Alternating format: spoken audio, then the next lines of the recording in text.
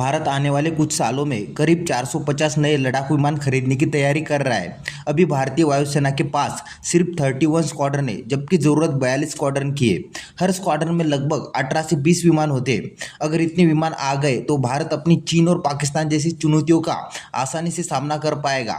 इसका सबसे बड़ा मकसद है कि भारत अपनी उत्तरी और पश्चिमी सीमाओं पर हवाई ताकत और वर्चस्व बनाए रख सके। भारत आने वाले समय में अपनी वायुसेना को मजबूत करने के लिए देसी और विदेशी लड़ाकू विमानों का बेड़ा तैयार कर रहा है। इसमें शामिल है करीब 180 तेजस MK1A जेट, लगभग 120 तेजस MK2 जेट और करीब 60 AMCA जेट, जो भारत का खुद का बना हुआ स्टील फाइटर जेट होगा।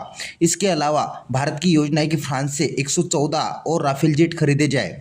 यह सौदा सीधे भारत और फ्रांस की सरकारों के बीच यानी गवर्नमेंट टू गवर्नमेंट समझौता किया जाएगा।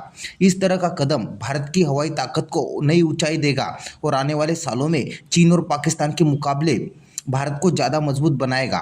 यह सौदा भारतीय वायुसेना के लिए एक ऐतिहासिक बदलाव माना जा रहा है। भारत के पास अभी भी कई पुराने लड़ाकू विमान हैं, जैसे MiG-21, MiG-27, जैगुआर और शुरुआती मिराज 2000।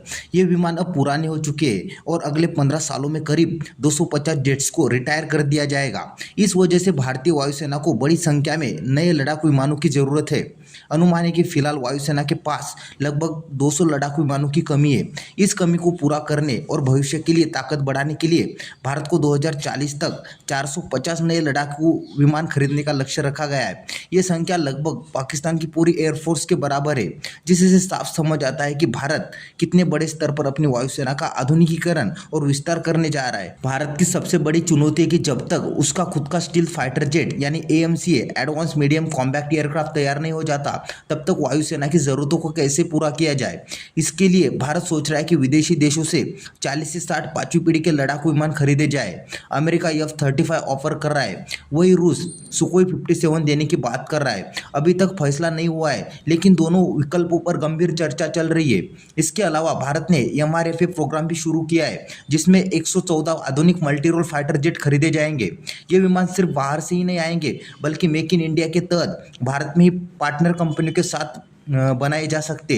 इस तरह भारत को नए जेट, टेक्नोलॉजी ट्रांसफर और स्थानीय उत्पादन तीनों फायदे मिलेंगे। भारत की सबसे बड़ी ताकत है उसका स्वदेशी लड़ाकू विमान प्रोग्राम, जैसे तेजस MK1A, तेजस MK2 और आने वाला स्टील फाइटर AMCA। ये प्रोग्राम भारत के आत्मनिर्भर रक्षा विजन के लिए बहुत जरूरी है, लेकिन इन प्रोग्राम में अभी भी दिक्कत है, क्योंकि इंजन और कुछ एडवांस टेक्नोलॉजी विदेशी देशों से लेनी पड़ती है। इसी वजह से तेजस और AMCA जैसे जेट्स का प्रोडक्शन काफ़ी धीमा है। आने वाले समय में उम्मीद है कि हर साल करीब 12 तेजस जेट्स तैयार हो पाएंगे। सिर्फ लड़ाकू विमान ही नहीं, भारत अब UAV, ड्रोन, स्वायत्त कॉम्बैक्ट ड्रोन पर भी फोकस कर रहा है। ये ड्रोन पायलट वाले जेट के साथ मिलकर काम करेंगे और एयरफोर्स को एक नया नेटवर्क आधारित, आधुनिक और भविष्य के लिए तैयार फोर्स बनाएंगे। भारत के सामने सबसे बड़ी चुनौती है कि इतने बड़े पैमाने पर नए लड़ाकू विमान खरीदने के लिए अरबों डॉलरों की जरूरत होगी।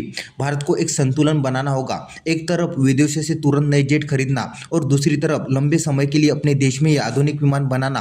रणनीतिक तौर पर भारतीय वायुसेना के लिए अपनी स्क्वाड्रन ताकत वापस लाना और नए नए एडवांस जेट लेना बेहद जरूरी है, क्योंकि चीन लगातार अपनी एयरफोर्स को मजबूत कर रहा है। उसके पास पहले से स्टील फाइटर जेट है, वो 6th जनरेशन फाइटर प्रोटोटाइप पर भी काम कर रहा है। इसी वजह से भारत ने अगले कुछ सालों में 450 नए लड़ाकू विमान खरीदने की योजना बनाई है। इसमें शामिल है विदेशी देशों से कुछ पांचवी पीढ़ी के जेट्स लेना, अपने देश में ही तेजस और AMCA जैसे विमान जल्दी बनाना और साथ ही एडवांस ड्रोन UAV को एयरफोर्स में लाना। इस पूरी कोशिश का मकसद सिर्फ स्क्वाड्रन की कमी को पूरा करना नहीं, बल्कि भारतीय वायुसेना को एक आधुनिक, ताकतवर और तकनीकी रूप से एडवांस फोर्स में बदलना है।